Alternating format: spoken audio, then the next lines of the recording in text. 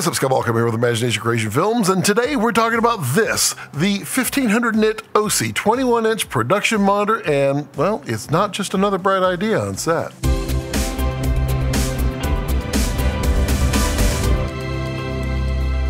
So we'll get to the OSEE monitor here in just a moment, but before we do, a little housekeeping. OSEE did send this monitor to me for review, but no money has changed hands, and OSEE has no say in this review whatsoever, so you get exactly what you expect. Honesty from me and a happy smile. Subscribe. First, we'll do the specs. This is the OSEE LCM-215HDR Plus 21.5-inch 1080p 1500 nit 8-bit panel with two 3G SDI-ins, one SDI out, an HDMI in, and a composite video in. And it can receive up to a 4K signal on HDMI and display it, but not obviously in 4K because 1080p panel. It comes either with a V-mount or a gold mount battery mount, and it comes with a sun hood to block those stray rays, although it isn't as required as you'd think. It does have a C-stand mount, and you can optionally get the front clear screen protector and a cheese mount to mount accessories directly to the monitor. It does include packing foam that actually happens to fit perfectly in an Nanook 945 case, and that's a mouthful. So let's talk about what this monitor is and, well, what it isn't first. This is a production on-set or field monitor designed to deliver a very bright and, well, somewhat reasonably accurate color image wherever you need it. With 1500 nits, you can clearly see the image in the brightest of sunlight. By the way, that's set as low as it'll go. It's pretty bright. With the exception of excessive front lighting by the sun, it'll shine extremely brightly outdoors. And when the sun does start to affect it, well, you throw the large sun hood and, quickly and easily, does a great job keeping those pesky sun rays off the screen. You know what I'm saying? Now, I say reasonably accurate color because, well, this is not a color grading monitor. And although you could use it in a pinch, you really don't want to make delicate color decisions using this monitor. One reason is, well, it's an 8-bit panel. Another is, well, because it's capable of being so bright and it's not an OLED, the blacks can be shifted towards gray when it's at full brightness. There's a slight bleed on the edges, and the color calibration, well, it's a little tricky, and that ties into the next part. Color calibration. Color calibration is not exactly the easiest or most complete. I'm told they're working on an easier method, but keep in mind that it doesn't exist yet, and it may or may not ever exist. So don't buy it based on what it may do, buy it for what it can do. Now, there is a calibration method, and it's not straightforward, and it appears you can only import a 1D grayscale calibration file, which will be fine for a gamma correction, but it's not really doing anything for color. Now, you could go ahead and calibrate it using a normal method, export out a LUT, and then import the LUT and use it. And it will help get the panel much closer. But now, you're using your camera LUT position, which I'll talk about in a minute with the software. But using your camera LUT position, you can now either have a color correction or a camera LUT, but not both. Now, let's dive into the software. It has some good features, and it's missing some others. You get 4 buttons on the front for tools. These are right here. And the tools that are in the software are a variety of markers, 3 different waveforms: vector scope, histogram, focus assist, peaking, a few false color options, which we'll also get into in a minute, zebra, and, well, you can display time code. The waveforms offer several sizes. I'm kind of showing various ones here. The vector scope and the histogram, they do not, but you can move each of these around on the screen a little, but not like infinitely. It's just a few positions here and there. You can also add audio meters to the screen with a few options and positions on those as well. Now, false color works with a few configurations, but they're not exactly how people work with false color. So They're designed to be fed by only certain camera profiles like ARRI-log, C-log, S-log3, red wide gamut, red log 4, Blackmagic, Panasonic, etc., which means that you need to feed this monitor with a log image, or else you're going to have to use the Spectrum false color, which is this. And that has, well, it's a little too much color information on the screen. So why not just send it log and then apply a LUT to convert it to Rec. 709? Well, you can certainly do that. But if you recall, I stated earlier, if you wanted to calibrate your monitor for color, you had to use the camera LUT position to do it. So you then have to choose, do I want to look at a calibrated image or do I want to use the camera specific false color? See the dilemma? Now, if the monitor had, say, a calibration LUT that could handle a 3D LUT, or if the monitor had 2 LUTs that you could put in, say, an order, this could address the issue. You put the color calibration first and then your camera calibration second. But at the moment, the monitor doesn't have that capability. If it did, well, that'd be much cooler.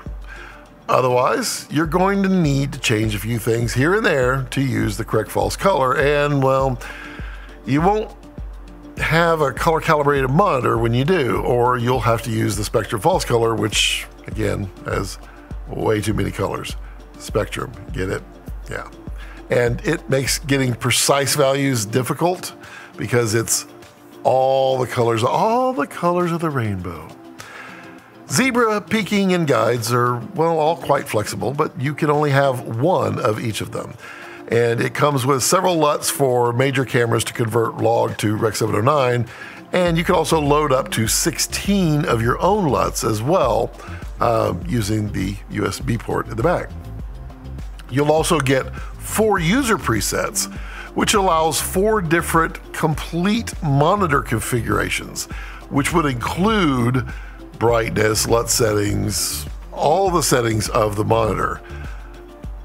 That gives you a somewhat quick workaround for some things, but not everything.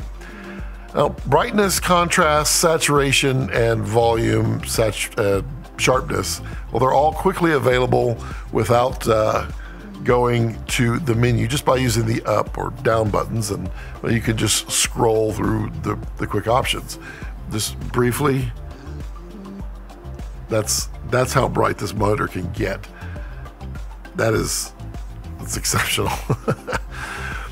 The menu system is a little clunky with, well, things you'd expect to be under one section or in another, etc. And the buttons in the front are membrane and, well, kind of stiff to push. Everything functions, it just feels a little clunky to maneuver around. Well, let's get back to some of the positive stuff. The monitor comes with feet, so it can stand on its own. And the mount on the back allows you to install it on a baby pen or any C-stand or even a light stand. The ability to run from V-mount or from gold mount, well, it's great for remote operations. And this optional cheese plate, which you can mount here or here, it's perfect for mounting wireless gear or really anything else you need to mount on the back of the monitor. Now, there's an optional screen protector, and well, it's a must if you're on set because it never surprises me anymore just how many people love to touch the screens to point things out. So many fingerprints. But although it's just a piece of acrylic and, well, some special angle mounts, it's just simply worth it. The sun shield is fairly large and attaches pretty easily and is useful when the sun is at its worst, but most of the time you may not need it as much as you think, except, well, to cut out glare, and, well, then it's perfect again. What I like most about this monitor is that it's big and bright and has some useful tools that, well, you'd need on set, and that brightness outside, it's simply awesome. Now, what are the pros and cons? Well, pros, it's bright, relatively compact, and has a handle for carrying. It's an overall good value for the money, as there's honestly nothing that comes close for this brightness, the level of tools, and its size. And it has a medium feature set that, well, you'd probably find useful. Cons, despite having it in the name, this monitor is not an HDR monitor. This is also not a 4K panel, despite being able to receive a 4K signal.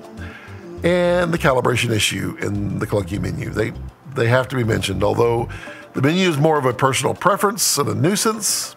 And who knows, you might think it's actually easy to navigate. Maybe I'm just difficult. So overall, well, I actually dig this monitor, especially for what it's for. And in my book, it's a production monitor. It does this very well. I do wish they'd fix the calibration issue and, well, make it more calibratable. Calibratable, I guess is the word. And I wish the false color was user customizable so I could use it the way I would prefer and not have to use Spectrum.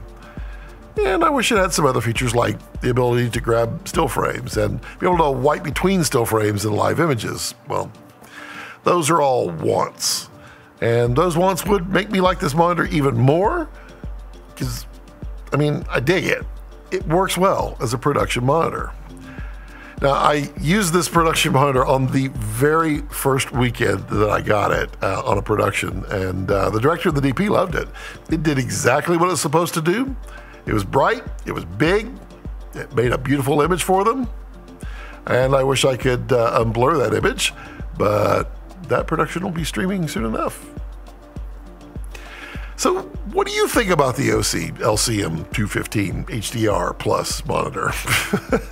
Do you think it would be a valuable production monitor for you? Let me know in the comments down below. I'd love to hear what you think about it. Also, now would be a great time for you to go ahead and click that little join button just below. And if you don't see it on your phone, go to a desktop and just click on it and become a channel member. It's a great way to support the channel and me. Or if you just, want to use some of the affiliate links down below, feel free to use those. They all help.